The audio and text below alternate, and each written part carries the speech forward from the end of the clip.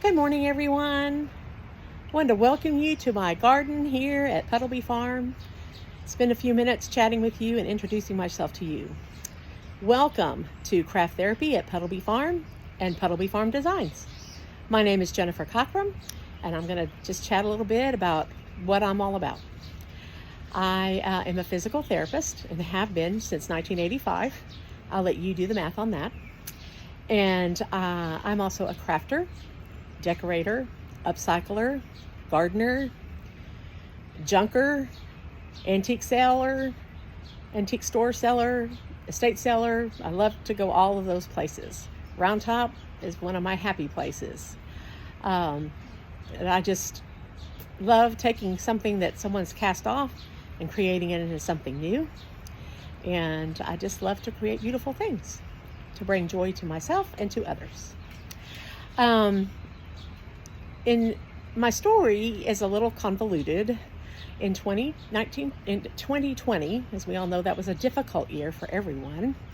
And doing an ordinary task on an ordinary day, I tripped and fell. And when I did, I had 2 cups in my hands. And I had one in each hand. And the one in my right hand just skittered away from me. But the one on my left hand, I fell on. And it was a cup, so it was round, and it just cut my hand across the top and across the bottom. And when it did, it took out the median nerve and the tendons to these 4 fingers. Pinky was spared.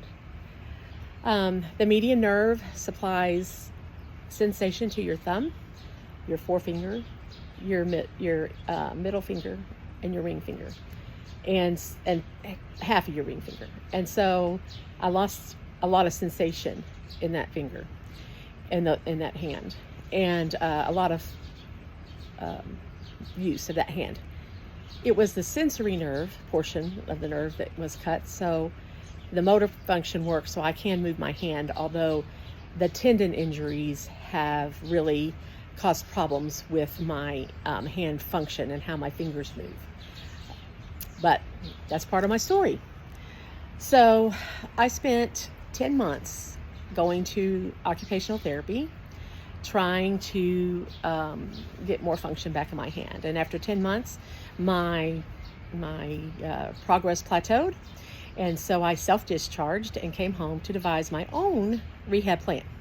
And that included crafting, among other things. I work with a personal trainer who's been working with me for about 2 years to increase the strength in my hand, the grip. He's got me where I can deadlift 150 pounds. It'll be a while before I can do that again, but I know I don't look like a heavy lifter, but I love to heavy lift. And that's my dirty little secret. And, but I love to craft and create beautiful things. And so one thing that I created a problem list of what can I not do because of my hand. And one of them was manipulating paper.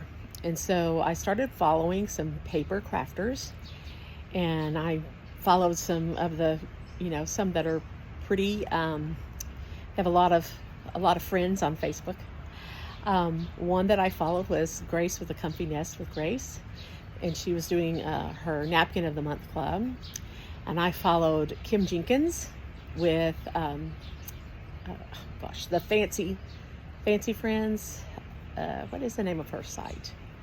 We're in the Fancy Clubhouse. I'm in her private group, the Fancy Clubhouse. But Yesterday's Tomorrows, that's hers. Yesterday's Tomorrows.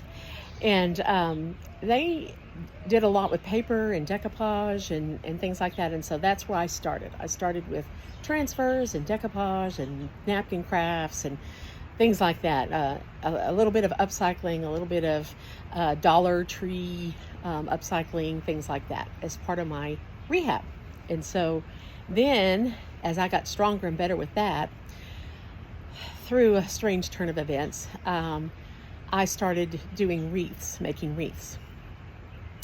And the story of the wreaths is I found a wreath in the back of my closet that I had made maybe 30 years ago.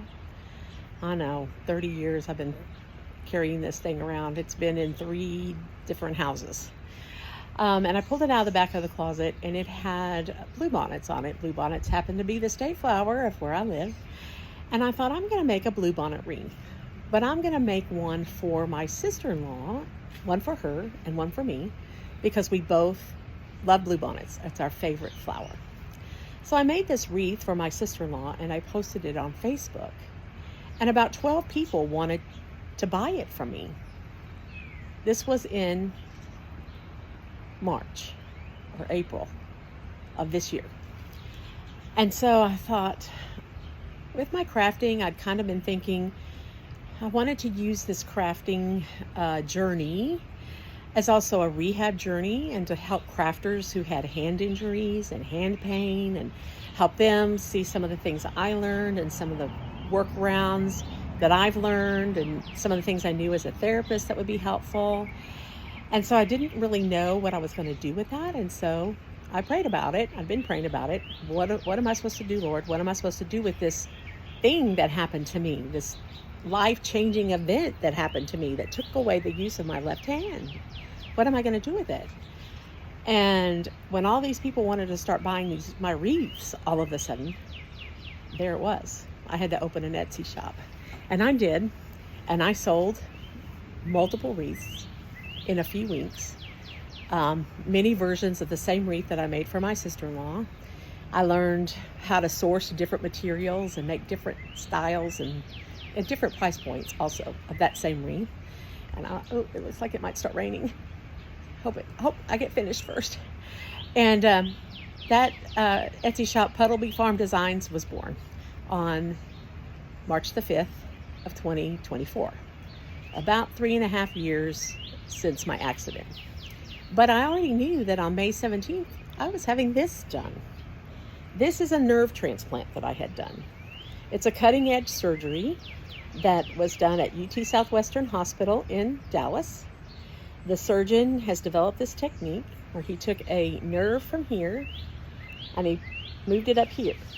So by taking the nerve from here, I have a numb spot in here, which I'm getting, it's a little bit hard to get used to because it feels really weird. It feels different than the numb hand, but it's trying to give me more sensation in my hand.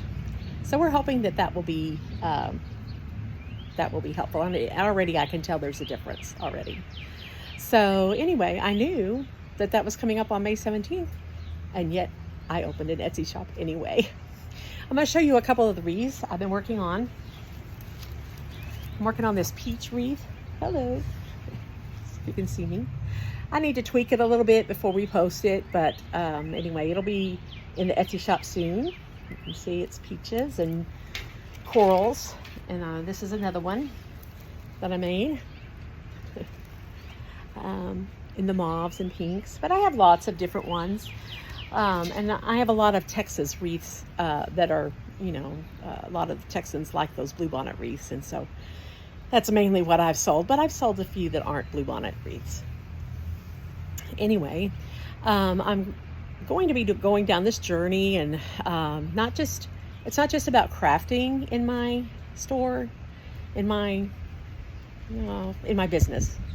It's going to be about helping you as a creative, working around your hand pain, your wrist pain, anything that you have like that.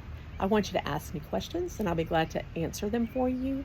I'll be glad to share some of the workarounds, things that I found hard when I lost the use of my hand, like putting on your shoes, tying your shoes, opening a bottle, getting your medication bottles open. Yeah, that goes with age, doesn't it? It also goes with pain. You got to open a few medication bottles when your hand is in pain, and a few things like that. And so that's the basis of Puddleby Farms, craft therapy at Puddleby Farms. That's where we're going. This is my patio at Puddleby Farms. We call the place that we live Puddleby Farm. There's a reason for that, because it has a little drainage problem, and we have great big puddles. But our 3 grand boys love to come play in the puddles. They have mud boots here that they like. They come in and put on their mud boots and go splash around in the mud. And when there's not any mud, one of them, I have 4-year-old twins and a 6-year-old. And one of the twins said, they call me Grand Jenny, said, "Grand Jenny, get the water hose and fill up the puddle. We need more mud." No, Henry, we're not doing that. But if it's rained like this and the few little mud puddles around, they love to come splash.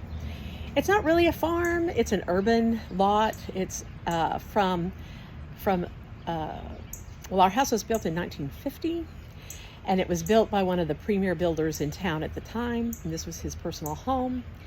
The house has been totally redone. It was redone before we purchased it.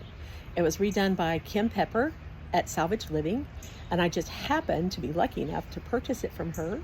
But on her website, she has a blog about what they did and what it looked like before when they bought it, and then how she upcycled it. And it actually was on the cover of a magazine,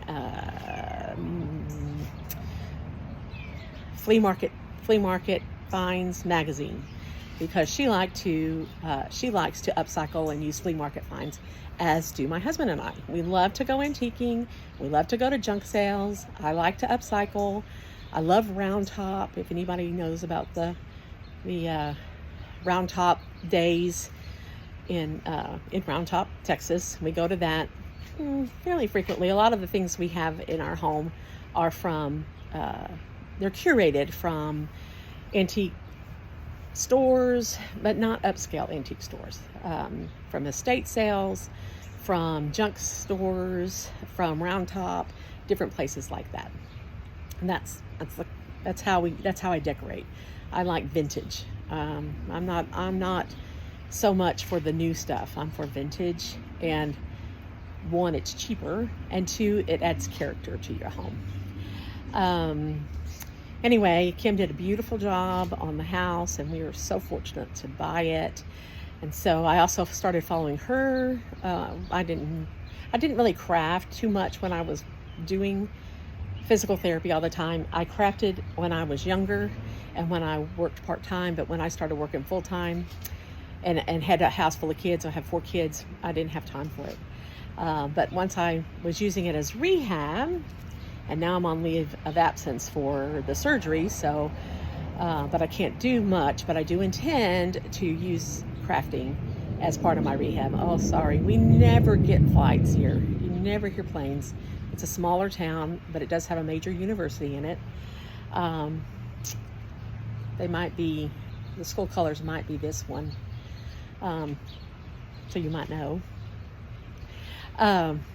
Anyway, so this is our home, a small town, Central Texas, and I love to sit out here and listen to the birds. The cars are a little bit much. It's starting to be lunchtime, so there's traffic on the street behind me. A lot of times it's quiet. There's a carillon that plays music, sometimes at noon, often in the evening, always on Sunday, and it's just beautiful. So that's why we call it Puddleby Farm. This is our farm, but it's not really a farm. We do have some planting beds. We have a peach tree and a plum tree and blackberries. I'm going to make a bed of wildflowers, and I think we're going to make another bed of blackberries because that's my husband's favorite. But I have a lot of roses. Kim planted a lot of roses around the house, and then we had the big freeze in 2020. I think there was another one, but I think we called it Snowvid, the big freeze during 2020, and it took out a lot of the landscaping that they had put in. So I've been replacing it with antique roses from the Antique Rose Emporium. If you're not familiar with them, you need to get to know them. They are amazing. And my antique roses are so low care. They are amazing, but that's another topic for another day. I just wanted to introduce myself, let you know who I am, let you know what I'm about. And if you have any questions about trouble you're having, you can't do this, you're having difficulty with that, it hurts when you do this, send me some questions, and then also send me your workarounds, because I want to learn from you. I want this to be a collaborative page, and I want us to work together to make everybody better, so that we can all do our things and enjoy them more. Okay, well, thanks for spending a few minutes with me, and I hope you all have a great rest of your afternoon, and I'll keep you posted on this rehab right here. Right now I'm on what I call couch arrest. 4 weeks, no lifting more than 2 pounds, keep your hand elevated at all times. So that's a little limiting on what I can do, but I'm going to start working around it. But I do not want to damage this new nerve. I want it to work. I need sensation in my hand. All right. You guys have a great day. Thanks for listening. Bye.